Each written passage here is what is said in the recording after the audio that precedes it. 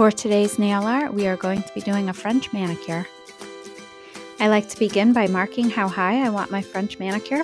So I'm going to take the back of an old gift card and a dotting tool and just add a small dot of white polish.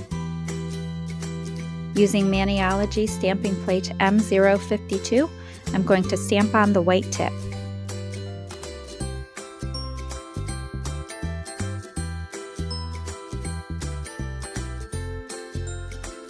Now I'm going to stamp a triangle going up the side of my nail using Holly Shapes Collection 5 from MoYou London, and the polish I'm using is Coral from Kaleidoscope.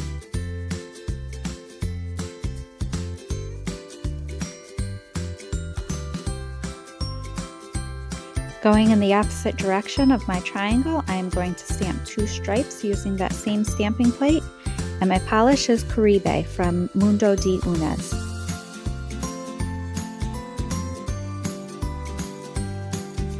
Finish your design with your favorite top coat. And here's our completed design. Thanks for watching, and don't forget to like and subscribe for more nail art ideas.